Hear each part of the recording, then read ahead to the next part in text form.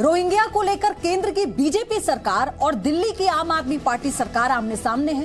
कल से ही इस मुद्दे पर दोनों ही पार्टियां एक दूसरे पर निशाना साध रही हैं, लेकिन आज इसमें नया मोड़ आया है दिल्ली की केजरीवाल सरकार की एक चिट्ठी से। हमें एक चिट्ठी मिली है जिसमें दिल्ली सरकार ने रोहिंग्या को दिल्ली के बक्करवाला में फ्लैट देने का निवेदन किया है। पहले केजरीवाल सरकार केंद्र सरकार के मंत्री हरदीप पुरी के रोहिंग्या को फ्लैट देने वाले ट्वीट और फिर गृह मंत्रालय के इनकार वाले ट्वीट को लेकर हमलावर थी, तो अब बीजेपी दिल्ली सरकार की रोहिंग्या को फ्लैट देने वाली चिट्ठी को लेकर हमलावर है। इसी पर हम विस्तार से करेंगे चर्चा, लेकिन उससे पहले इन आरोप प्रत्यारोप पर हमने एक रिपोर्ट तैयार की है, वो देखिए।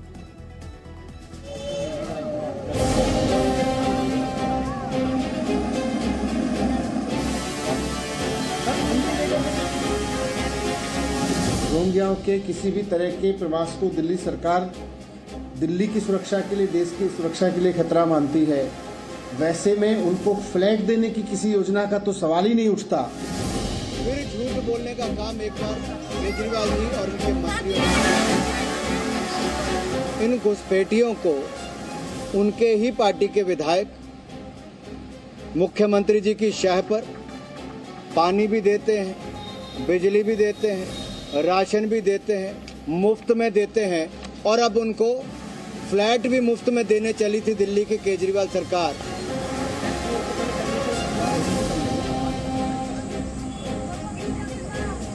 केंद्र के मंत्री जी कहते हैं, आवास मंत्री हैं जो कि हाँ बहुत बढ़िया है, फ्लैट दिए, आवास दिए जा रहे हैं। हम अपने तारीफ करते हैं सरकार की। फिर जब हम कहते हैं भाई चुनी हुई सरकार को तो पता ही नहीं है, पूछ ही नहीं रहे, फिर गृह मंत्रालय कहता है हमें भी नहीं पता या हम ऐसा नहीं चाह रहे। तो फिर ये साजिश क्या हुई है, किसने की है?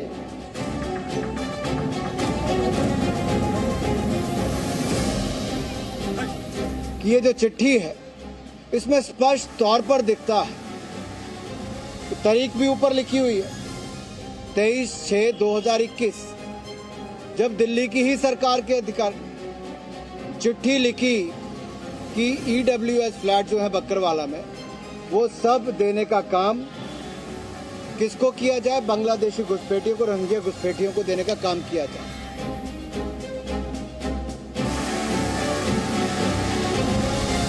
सिंपल एक सवाल है, उसका जवाब दे दें पूरी दिल्ली की जनता को और पूरे देश की जनता को कि ये लेटर जिसमें ये लिखा गया था कि रोहिंग्यास को बेटर अकोमोडेशन, बेटर फैसिलिटीज़ मिलनी चाहिए थी, ये क्यों लिखा गया था?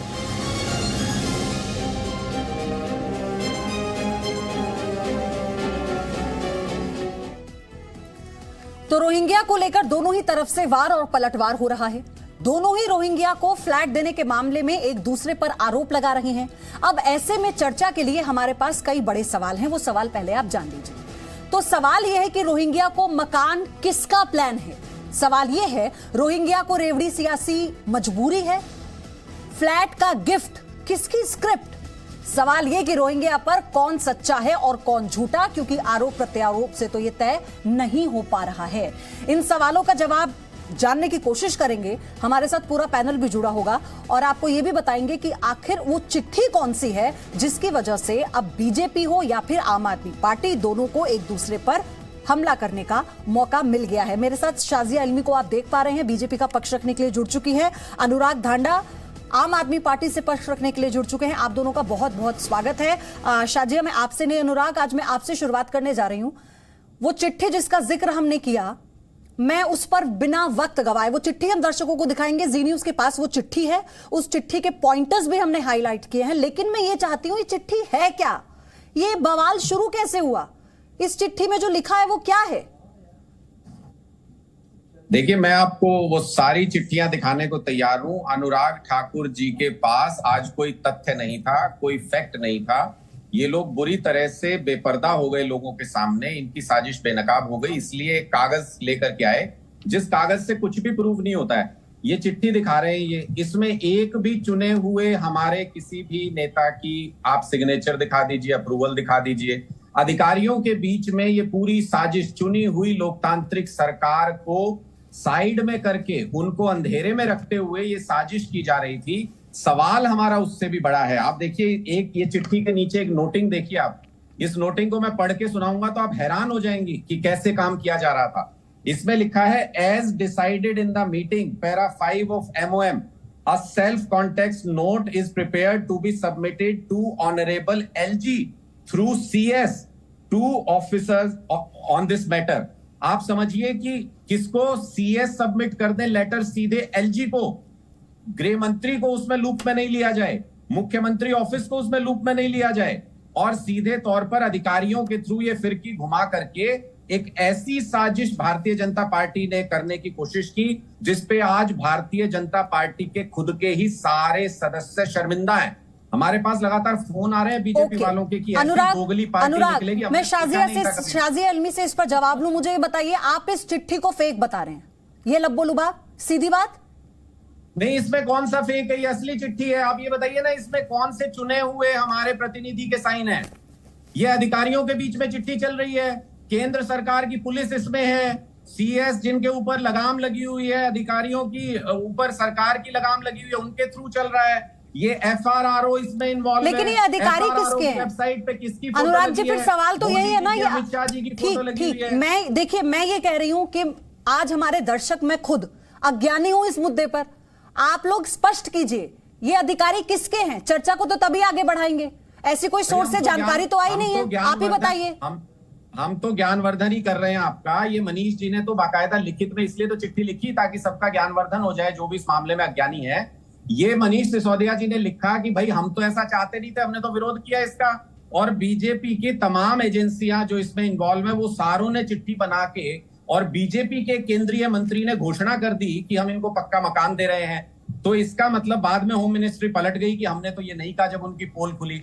तो मनीष जी ने ये कहा कि भाई जांच तो करो, अगर आपका मंत्री एक ट्वीट कर रहा है, बाकायदा ऑन कर रहा है, अपनी पीठ थपथपा रहा है, आपका गृह मंत्रालय मना कर रहा है, तो साजिश आखिर हुई क्या? क्या सरकार के अंदर ही क्या विदेशी ताकतें सरकार चला रही है? इस पर जवाब के साथ साथ मेरा सवाल यह है कि केंद्रीय आवास मंत्री हैं हरदीप पुरी, वो एक ट्वीट करते हैं तो उन्होंने मजे में तो किया नहीं होगा, उसके बाद डिलीट भी उन्होंने ऐसे ही नहीं किया होगा, तो ये क्या है? मैं आपसे भी जानना चाह रही हूं, ये क्यों?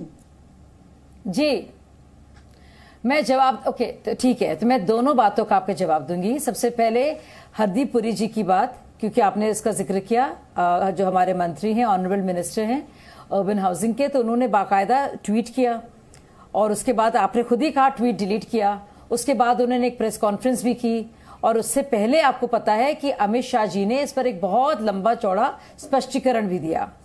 तो ये पूरा क्रोनोलॉजी जो है आपके सामने है, और अगर ट्वीट गया तो ट्वीट वापस भी हुआ, और उस पर स्पष्टीकरण खुद हरदीप पुरी जी ने किया। अब हम चलिए चिट्ठी को भूल जाइए 2 मिनट के लिए। हालांकि मैं कहती हूं कि चिट्ठी बिल्कुल सच्ची है और अरविंद केजरीवाल के कहने पर उन्हीं के अधिकारी ने लिखी है। मैं आपसे साफ साफ पूछना चाहती हूं कि रोहिंग्या के मामलों में लगातार, चाहे वो अमानतुल्लाह जी हो, चाहे वो केजरीवाल जी हो, और चाहे वो केंद्रीय सरकार हो, और चाहे वो हमारे होम मिनिस्टर हो, जनता जानना चाहती है और जानती भी है कि किसने रोहिंग्या का पक्ष रखा होगा, किससे इसको फायदा होगा, किसने इनको इलीगली अवैध तौर पर इनको जो है राशन कार्ड दिलाने के और आधार कार्ड देने के लिए, वोटर कार्ड देने के लिए इनको पंजीकृत किया है। ये सब जानते हैं। तो इसीलिए मुझे लगता है कि ये झूठ मूठ का जो खेल है, आप उसमें ना, नहीं सुनिए, नहीं, मुझे बोलने दीजिए, मुझे बोलने दीजिए। आपने काफी वक्त दिया, आपने काफी वक्त दिया अनुराग। नहीं, कि हम तो जिनको मुझे बोलने, आप बीच में क्यों बोल रहे हैं? आप क्यों घबरा रहे हैं? आप क्यों घबरा रहे हैं भाई साहब? देखिए, ऐसे में बात नहीं कर पाऊंगी। अगर एंकर साहिबा रोक नहीं पाएंगे तो शाजिया सुन रही थी ना, आपको अभी और मौका मिलेगा, बहुत समय है, सुनिए, पहले क्लियर होने दीजिए ना चीजों को, चर्चा के लिए भी समय पड़ा है, क्लियर होने बिलबिला उठे। अरे आपको शाजिया जी, मैं तो आपकी बात को आगे भाई साहब मेरे इतने बिलबिला रहे हैं, चोरी आपकी पकड़ी जा रही है तो बिलबिला रहे हैं। मैं कई बार आपको कोई और मौके आगे बढ़ा रहा हूँ, आप उतावले हो जाएंगे, आप ऐसी और बिलबिलाएंगे। नहीं, ना बढ़ाइए, आप ना बढ़ाइए, आप, मैं खुद बढ़ा दूंगी, मैं सक्षम हूँ, आपकी मदद की जरूरत नहीं है। आपकी पोल खोलने के लिए मेरे पास, चलिए आप बोल लीजिए, आप बोल लीजिए, आपके बात में बोलो। 7-8 साल से हमारे प्रधानमंत्री मूर्ख बना रहे हैं। हो गया आपका, मैं जवाब दूं, रिपोर्ट कर देंगे। अब एंकर साहिबा से कहूंगी कि अगर ऐसा होगा नहीं तो मैं हटा दूं। आप कर लीजिए, बोल लीजिए, इसके बाद मैं बोल लूंगी। अब पक्का मकान मैं सुन नहीं पाऊंगी ऐसे, आप बताइए। भागेंगे, आप डिबेट से भागिए मत Shazia I ji. think anchor Rohit आपको भी सर पता है भागी कि आप बैक फुट पर हैं। आप इस शाजिया। डिबेट से भागिए मत। शाजिया। आप इस डिबेट से भागिए मत। आपके पास जवाब नहीं है कोई देने के लिए। अनुराग जी, आपके पास- आप अनुराग पहले जी, मुझे- अनुराग आप जी, पहले मुझे- अरे अनुराग धांडा सुनिए तो सही। जब आप बोल रहे थे तो क्या उन्होंने टोका आपको? नहीं तो झूठ थोड़ी बोलने दिया तो जाएगा। अभी तो पूरा समय पड़ा है, सुन तो लीजिए, सुन तो आप लीजिए। इतना सब थोड़ी आप ही बोलेंगे। आप ही डिसाइड कर देंगे कौन झूठा है, आप ही डिसाइड कर देंगे कौन सच्चा है। जब आप शाजिया अपनी सुनना बात चाहेंगी रखिए। तो कोई फायदा नहीं है ऐसे बोलने का। शाजिया एक अगर जिम्मेदार आप मुझे प्रवक्ता बोलने है। का मौका नहीं दूंगी तो मुझे अच्छा नहीं शाजिया, लगेगा। आप एक जिम्मेदार प्रवक्ता है और मैं उनकी भी बात सुन रही हूँ, आपकी भी बात सुन नहीं रही नहीं हूँ। नहीं अपनी नहीं, बात आप को भी आप जिम्मेदार, आप भी बोलिए आप भी शाजिया जी, नहीं नहीं बोलिए। आप भी जिम्मेदार, आप भी जिम्मेदार बोलिए, एंकर शाजिया हैं, जी आप भी ऐसे जिम्मेदार नहीं एंकर हैं। बोलते। आपने अगर हाँ तो आप बोलिए। जिम्मेदार एंकर आप, हाँ ठीक है। अब मैं बोलूं अपनी बात, ठीक है, तो मैं फिर से शुरू करती हूँ क्योंकि बीच में अनुराग जी इतने दर्द के मारे बिलबिला उठे थे, पगला उठे थे कि वो बोलने नहीं दे रहे थे मुझे। भाई साहब सॉरी अनुराग जी, लेकिन इतने ज्यादा आप वो उतावले हो जाते हैं और बिल्कुल परेशान हो जाते हैं। कितनी पोल खुलेंगी आपकी? कई बार आपको याद है कोविड के मामले में क्या मनीष सिसोदिया ने कहा कि एम्स के जो डायरेक्टर हैं उनका सिग्नेचर ही नहीं है, ये हमें मिली नहीं। क्या साबित हुआ? आप लोग झूठे निकले। अंशु प्रकाश के मामले में, चीफ सेक्रेटरी के मामले में आपने क्या कहा? कि हमें तो पता ही नहीं, ऐसा हो ही नहीं सकता। उसमें भी आपके दो एमएलए चार्जशीट हुए हैं मुख्य सचिव को मारने के लिए, पीटा है बाकायदा उन्होंने। कभी हुआ नहीं हमारे देश के इतिहास में ऐसा। अब ऐसी पता नहीं कितनी बातें निकल के आई हैं, अभी बात सामने क्या आ रही है। और अब बताइए, रोहिंग्या के लिए मांग करने के लिए बाकायदा अमानतुल्लाह जैसे इतने आपके एमएलए हैं, उनकी पूरी राजनीति इसी पर आधारित है। और 300 से ज्यादा इलीगल तौर पर जो उन्होंने करे हैं उसको लेकर एसीपी ने भी वहां के बाकायदा उसकी पूछताछ हुई है। अब आप कह रहे हैं कि रोहिंग्या को सेटल करने में केजरीवाल उसके खिलाफ थे, जबकि बाकायदा खुले तौर पर और आधिकारिक तौर पर उन्होंने इसकी मांग की थी और खुलकर भाजपा का स्टैंड रहा है। सब जानते हैं। अगर आप ये कहना चाह रहे हैं कि भाजपा चाह रही थी शाजिया, लेकिन इससे इतर मेरा सवाल है करना, तो अब सवाल मेरा ये है कि ठीक है, आरोप प्रत्यारोप तो आप लोग लगा रहे हैं, तो फिर इनकी वापसी कब? शाजिया, फिर इनकी वापसी कब? अवैध रूप से जो रह रहे हैं, गृह मंत्री ने सदन में क्या कहा था, अमित शाह ने क्या कहा था कि इन्हें शरणार्थी मत कहिए, इन्हें घुसपैठिया कहिए, तो ये घुसपैठी वापस कब जाएंगे?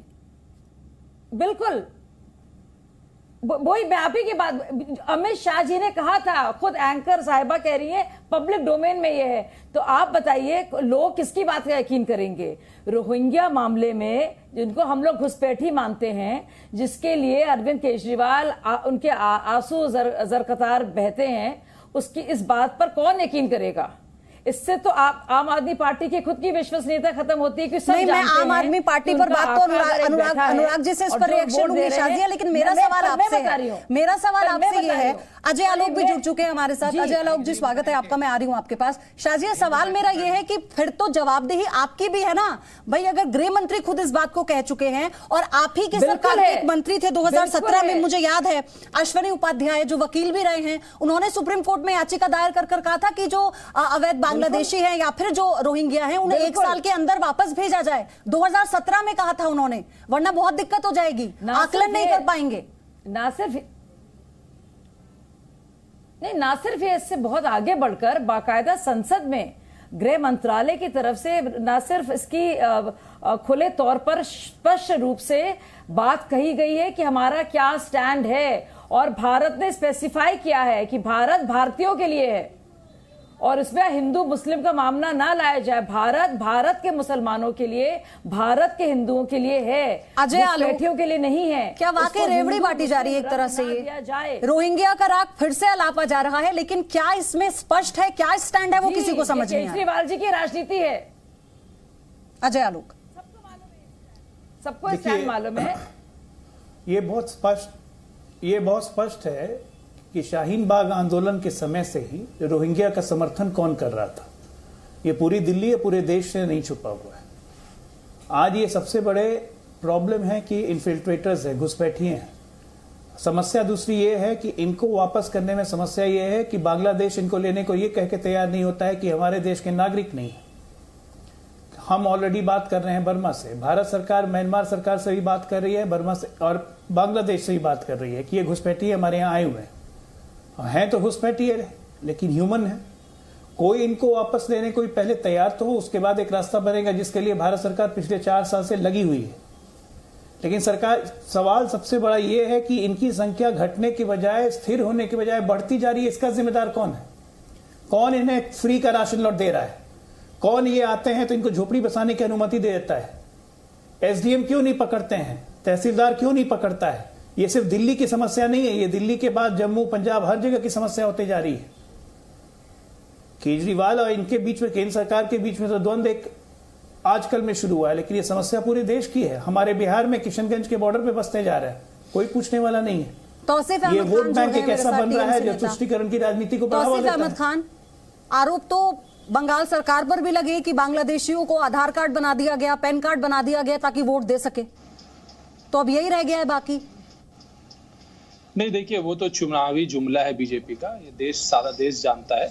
लेकिन मैं आपका ध्यान आकर्षित करूंगा क्रोनोलॉजी के ऊपर में। ये बहुत ही फेवरेट वर्ड है अमित शाह जी का, क्रोनोलॉजी को आप समझिए।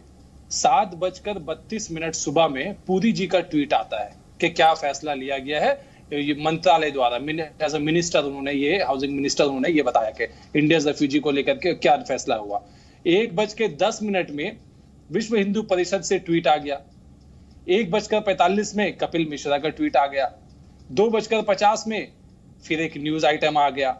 आप इस बात को समझना होगा कि ये सारा दिन ये क्रोनोलॉजी कैसे हुआ, और आखिर में जो मंत्री थे, बीजेपी के अपने मंत्री हैं पुरी जी, उनको अपने ट्वीट को जो है क्लैरिफाई करना पड़ा उनको कि नहीं, वो सही बात नहीं है, वो गलत बात नहीं है, ये सब उनको। तो सवाल ये उठता है कि सरकार कौन चला रहा है? वीएचपी चला रहा है, हार्डलाइनर्स चला रहे हैं, ठीक है, शाजिया जवाब दीजिए, चला रहे हैं, या जो बीजेपी के चुनिंदा मंत्री है वो चला रहे हैं? कौन चला रहे हैं? नहीं, मैं देखिए, मैं इसका तौसीफ जी, आपने गृह मंत्री जी ने जो साफ तौर पे कहा है, और वही इस पर आखिरी शब्द है। आप इस पर जाएंगे, लेकिन लगातार भारतीय जनता पार्टी रोहिंग्या के मामले में, घुसपैठियों के मामले में, और उनका क्या स्टैंड है इन्फिल्ट्रेटर्स को लेकर, वो बहुत ही क्लियर रही है और साफ रही है। इससे किसको फायदा होता है ये भी हम जानते हैं। तुष्टीकरण की राजनीति क्या रही है, और उसके वजह से उससे रहकर किन किन पार्टियों को फायदा रहता है ये भी हम जानते हैं। हाँ जी, हम 7 बजे सुबह की बात नहीं कर रहे हैं, हम 70 सालों से जो हो रहा है ना भाई साहब, आप तो 3-4 घंटों में उलझ के रह गए। शाजिया, तभी तो आपसे सवाल भाई साहब, प्यारे भाई तौसीफ भाई, तभी तो सवाल पूछा जा रहा है कि अगर गृह मंत्री, देश के गृह मंत्री सदन में बात कहते हैं तो फिर क्यों? तो मैं जवाब दे रही हूँ ना। या जो नित्यानंद राय ने सदन में कहा, नित्यानंद राय ने सदन में कहा कि हम आकलन नहीं कर पाएंगे, क्या हम उस ओर बढ़ रहे हैं? आप या तो बोल लीजिए, चलिए आप बोलिए। शाजिया, सवाल है मेरा आपसे।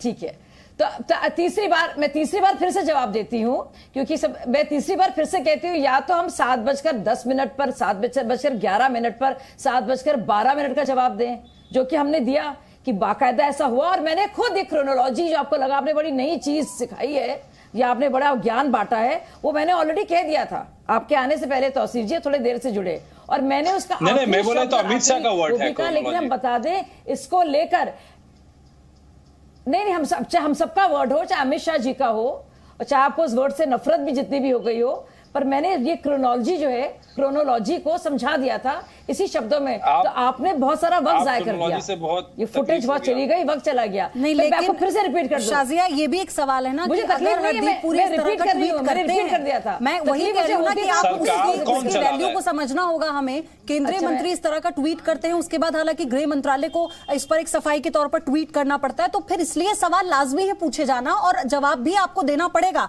लेकिन अनुराग, मेरा आपसे ये सवाल है, आप मुझे बताइएगा, मैं पूछ रही हूँ, मुझे बताइएगा कि मैं सही हूँ या नहीं हूँ। ये जो पिछले जुलाई के आखिरी हफ्ते में मुख्य सचिव की अध्यक्षता में बैठक हुई थी, जिसमें आपकी सरकार भी शामिल थी, दिल्ली पुलिस के अधिकारी भी इसमें शामिल थे, और ये भी जानकारी मिली कि गृह मंत्रालय के अधिकारी भी इसमें शामिल थे। मैं एक सुनिए, अनुराग, आपको पहले पूरी बात सुननी होगी, उसके बाद आप बोलना। ये बीच में बोलने की आदत छोड़ दीजिए, आप लोग सुना कीजिए। कहा कि दिल्ली सरकार के प्रतिनिधि तो क्या इसमें पूछ रहा हूँ, आप साथ ही बता दीजिए। मैं आपसे पूछ रही हूँ, मैं तो अपनी जान, आपने बोला ना मैं ज्ञानवर्धन करने के लिए बैठा हूँ यहाँ पर पयोधी, तो मैं आपसे पूछ रही हूँ कि जो बैठक हुई थी उसमें शामिल थे क्या आम आदमी पार्टी के? आम आदमी पार्टी शामिल थी उसमें? ऐसी कोई बैठक हुई थी क्या? कोई भी चुना हुआ प्रतिनिधि ऐसी किसी बैठक में शामिल नहीं किया गया और हमारा यही आरोप है कि ये साजिश है। ठीक, शाजिया, उप मुख्यमंत्री शाजिया, ऐसी कोई बैठक हुई थी क्या? लगाया। आप अब मुझे बोलने दीजिए। साजिश है, बिल्कुल। ये देखिए बहुत बड़ी साजिश है। देखिए आप सुनिए, बहुत बड़ी साजिश है कि मोदी जी को कोई और काम ही नहीं है। 2 पॉइंट मुझे रखने दीजिए। शाजिया, मैं आपके पास आऊंगी। अनुराग पहले अपनी बात पूरी कीजिए शाजिया, फिर आप पे लूंगी। 7-8 साल से देश से लगातार झूठ बोल रहे हैं कि हम इन लोगों को डिपोर्ट करेंगे, मान लीजिए।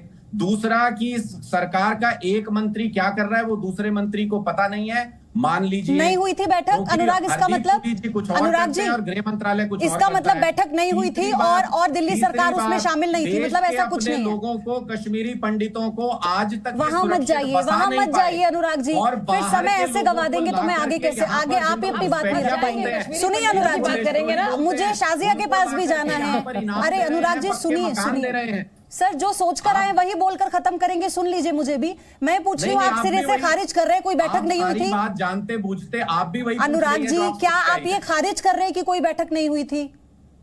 मैं ये कह रहा हूं कि किसी भी चुने हुए प्रतिनिधि के ना उस लेटर पर हस्ताक्षर है और स्पेसिफिकली फाइल। अच्छा, मैं ये कह रही हूँ, आप लेटर चिट्ठी तो मैं भी दिखा रही हूँ, मैंने आपकी बात सुन ली थी ना चिट्ठी को लेकर। मैं उस बैठक की बात पूछ रही हूँ, क्या ऐसी बैठक में आम आदमी पार्टी शामिल हुई थी? जो ये तो मैं उस बैठक के ही आपके पास चिट्ठियां है भाई, आप मेरे कहने पे भी क्यों जा रहे हो? इसमें दिखाइए ना किसके हस्ताक्षर आम आदमी पार्टी से। शाजिया, कौन चुना? ठीक है, सुन ली मैंने। शाजिया आप बताइए, आम आदमी पार्टी हुआ था? फिर सुनिए भाई साहब, नहीं बताएंगी। आप किसी और को ना ये सब हम बता रहे हैं आपको, नहीं हम आपके बारे में बता रहे हैं। आम आदमी पार्टी के एमएलए के सिग्नेचर नहीं होते, जो दिल्ली सरकार का अधिकारी होता है। नहीं बेवकूफ ना बनाइए, क्योंकि हम लोग बेवकूफों में से नहीं हैं। आपने कई साल कई लोगों को बेवकूफ बनाया है। कभी भी आम आदमी पार्टी के एमएलए के नहीं होते हैं। सुनिए अनुराग जी, नहीं मुझे मेरा वक्त था, अब मेरा वक्त था, चलिए बोलिए अनुराग जी। आपने मेरा वक्त था, ये मेरा वक्त, आप नहीं, आप बदलिए नहीं, मेरा वक्त है बोलने का। उनकी बात सुनिए, शायद आपने बोला दीजिए। आपने प्रॉपर साजिश करके उनको बसाने का पक्का इंतजाम। आप दोनों यही करेंगे तो फिर क्लियर नहीं हो पाएगा। आप अगर मैं वही कह रही हूँ कि क्लियर होने दीजिए, बात क्या है। आप गलत बोल रही हैं। आप लोगों को अपनी बात रखने का मौका मिल रहा है ना। आपने मुझे 30 सेकंड का भी समय नहीं दिया, तो इसलिए मुझे इनकी बात का ऐसे जवाब देना पड़ रहा है। आप मुझे 30 सेकंड का इंटरप्टेड टाइम दे दीजिए, मैं अपने 2 पॉइंट रखूंगा। मैं तो जवाब दे रही हूँ, देखिए कोई भी प्रशासन से लेकर, प्रशासन को लेकर जब चिट्ठी लिखी जाती है एडमिनिस्ट्रेशन की तरफ से, गवर्नमेंट ऑफ इंडिया के एडमिनिस्ट्रेशन की तरफ से, पिछले 5.5 मिनट से आप बोल रहे हैं आम आदमी पार्टी के एमएलए, शुरुआत में आप बोले खतरा है, ये देशद्रोही, सुनिए बाद इनको बसाने का डरे हुए अनुराग ढांडा, सुनिए आप पिछले 5.5 मिनट से बोल रहे हैं। मैं कह रही हूँ आपको और मौका दूंगी ना। पहले मैंने आपसे एक बात पूछी, उसे क्लियर किया, वही बात मुझे शाजिया से पूछने दीजिए। मैं सवाल उनसे भी तो लूंगी ना, फिर आपको दिक्कत होगी कि आप सवाल नहीं पूछते हैं बीजेपी से। शाजिया ठीक है, अनुराग जी आ रही हूँ ना आपके पास, का समय दीजिए, मैं अपनी बात रख लूंगा, चुप हो जाऊंगा। सर जो आप अभी जो सोच कर रट कर आए हैं उसको और मौका दूंगी ना, एक एक करके बात रखिए तो समझ में आएगी। आप कुछ कह रहे हैं, वो आपको काट रही हैं, आप उन्हें काट रहे हैं। शाजिया ठीक है अनुराग जी आऊंगी। शाजिया आप इस बैठक की जो बात, मेरा सवाल वही है शाजिया, मैं टू द पॉइंट बात करना चाहती हूँ। क्या जैसा ये बैठक में कहा गया कि किसी भी ऐसे चुने हुए प्रतिनिधियों को शामिल नहीं किया गया, जो ये अनुराग जी कह रहे हैं, क्या ये बात सच है? आप 30 सेकंड का समय दीजिए, मैं अपनी बात रख सकूं। 5 मिनट में नहीं बोल पाए, 30 सेकंड में क्या बोलूं? शाजिया ये कैसे संभव है, ये कैसे संभव है बताइए? मैं जवाब इसी का तो देना चाह रही हूँ बहुत देर से। इस बात की क्या घबराहट है, तो सब जानते हैं। मुझे लगता है बहुत सारे सरकारी अधिकारी भी देख रहे होंगे, लेकिन आम लोग भी जानते हैं, जब भी दिल्ली सरकार या कोई भी राज्य सरकार की तरफ से कोई भी चिट्ठी दी जाती है तो उसमें वहां के लोकल स्टेट के एमएलए के साइन नहीं होते। तो अगर आप सोच रहे हैं कि इस तरह से मूर्खता भरे बयान को आप करेंगे और आपको लगता है कि लोग मूर्ख बन जाएंगे, तो उससे कुछ होगा नहीं। शाजिया मैं आपसे जानना चाहती हूँ कि बैठक में क्या हुआ था, क्या हुआ था बैठक में? सुनिए, नहीं, मैं जवाब देने दीजिए, मुझे जवाब देने दीजिए। जैसे इन्होंने एक मुद्दा उठाया कि डीएमआरसी मेट्रो के जो रेट से बहुत बढ़ गए हैं, जो टिकट के प्राइसेस हैं, और बड़ा हंगामा किया कि केंद्र सरकार ही कर रही है। हमने मिनट्स दिखा दिए कि इनके अधिकारी और इनकी तरफ से स्वीकृति पहले से मौजूद थी और ये क्योंकि बराबर से इसमें पार्टनरशिप है, डीएमआरसी जो है वो केंद्र सरकार और राज्य सरकार दोनों की है, फिर चुपचाप बैठ गए। अब फिर से साफ साफ दिख रहा है कि अधिकारियों के सिग्नेचर है नहीं बोलने देंगे और बाकायदा अमानतुल्लाह खान ने इतने सालों से देश से देखिए कैसे, ये क्या तरीका है? आप क्यों घबरा रहे हैं इतने भाई साहब? अरे मैंने आपके रोहिंग्या पॉलिटिक्स हम जानते हैं, आप घबरा रहे हैं, यकीन नहीं करेगा। आप हमारे दुश्मनों के पास भी जाएंगे वो भी नहीं यकीन करेंगे कि भारतीय जनता पार्टी रोहिंग्या को एस्टैब्लिश करना चाह रही है और आम आदमी पार्टी उनको हटा कर विस्थापित करना चाह रही है। कोई यकीन नहीं करेगा। अनुराग जी एक बात बोल नहीं पा रहे हैं कि अभी सब्र आपके अंदर है नहीं। रोहिंग्या को लेकर जो नया राग अलापा जा रहा है देश में, यानी दिल्ली सरकार और अब केंद्र सरकार आमने सामने है, दोनों एक दूसरे पर आरोप ये लगा रहे हैं कि भाई ये चाहते हैं कि वो फ्लैट में चले जाएं। इन्होंने कहा कि उन्हें सारी सुविधाएं दी जाएं। हमने ऐसा कुछ नहीं कहा, हम तो कहते हैं कि ये शरणार्थी नहीं है, घुसपैठिए हैं, इसलिए हमारा इसको कोई समर्थन नहीं है। लेकिन कौन सच्चा कौन झूठा, सवाल ये है। मेहमानों पर जाऊं चर्चा के लिए, उससे पहले आपको सुनाते हैं कि आम आदमी पार्टी की तरफ से क्या कहा गया और अनुराग ठाकुर ने फिर क्या कहा। रोहिंग्याओं के किसी भी तरह के प्रवास को दिल्ली सरकार दिल्ली की सुरक्षा के लिए, देश की सुरक्षा के लिए खतरा मानती है। वैसे में उनको फ्लैट देने की किसी योजना का तो सवाल ही नहीं उठता। केंद्र सरकार का गृह मंत्रालय कह रहा है कि हम नहीं कर रहे, फिर ये कर कौन रहा था?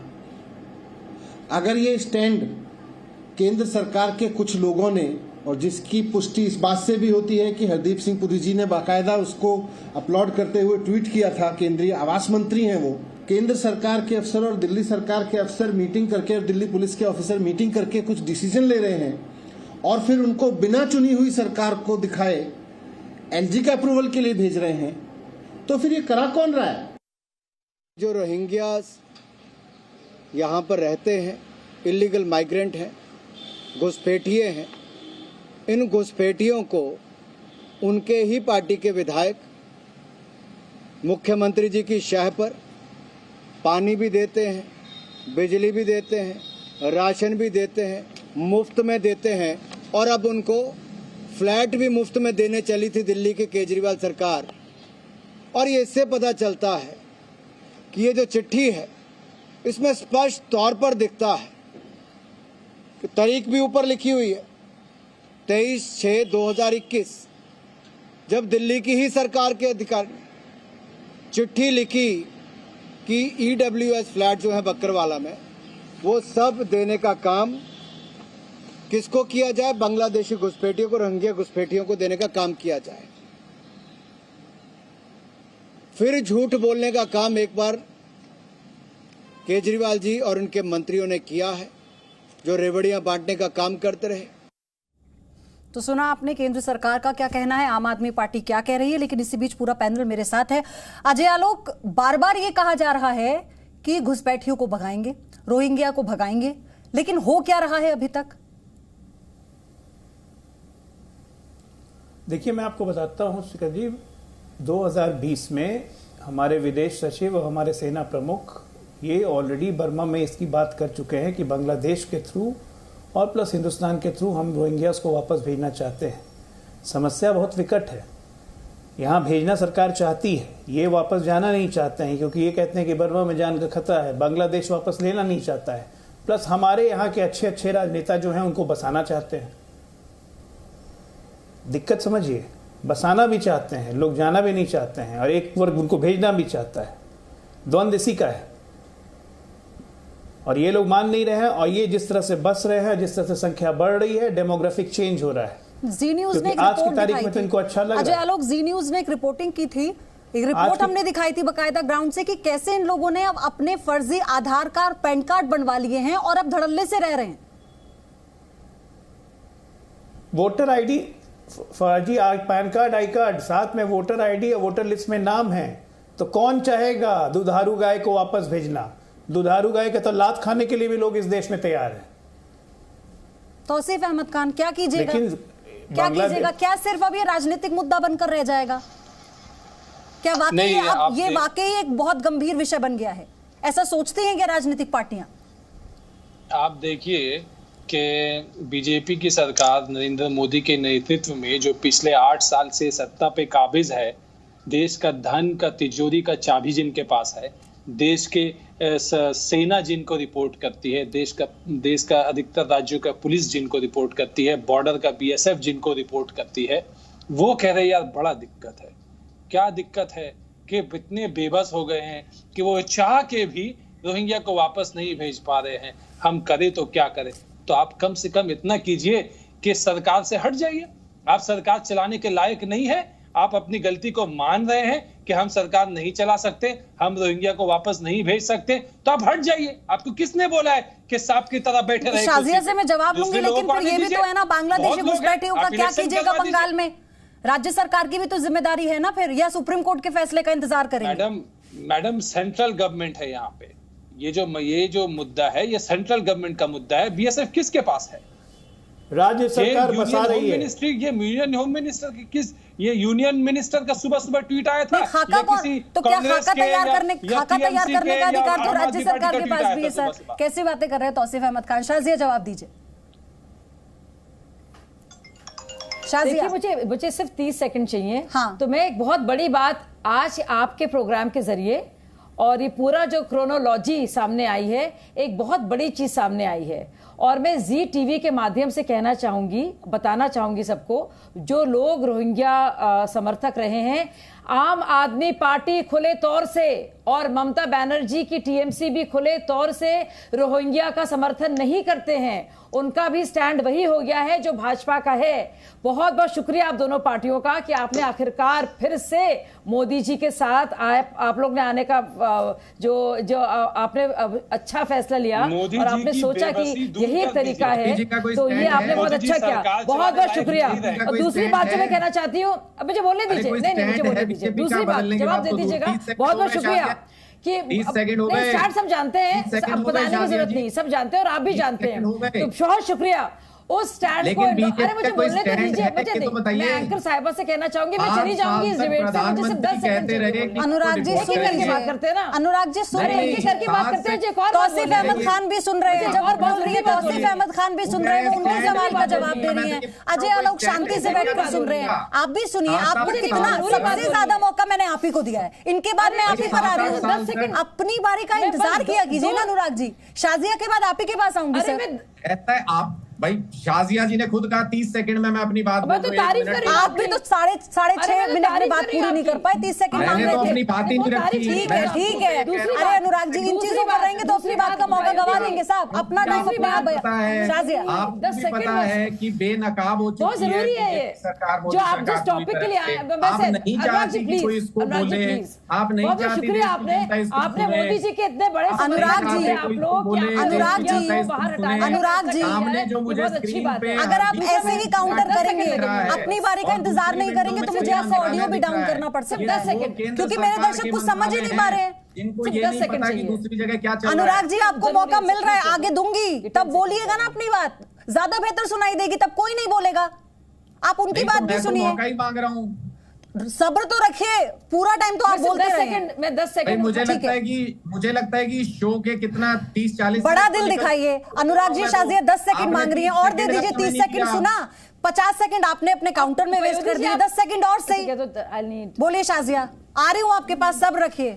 शाजिया बोल रही हूँ, आपसे ही पूछ रही हूँ, आप ही को दे रही हूँ वक्त, बोलिए जी। बहुत जरूरी बात है जो आपने विषय पर ये जो विषय है आज की चर्चा का, ये वो चिट्ठी है। ये चिट्ठी लिखी गई है, मैं आपसे किसी पैनलिस्ट से नहीं कह रही हूं पयोधी जी, पर आपके जितने भी दर्शक हैं उनको, government of national capital territory of India जो, और Delhi secretariat IP state, Delhi secretariat और दिल्ली सरकार किसके अधीन है, किसकी है?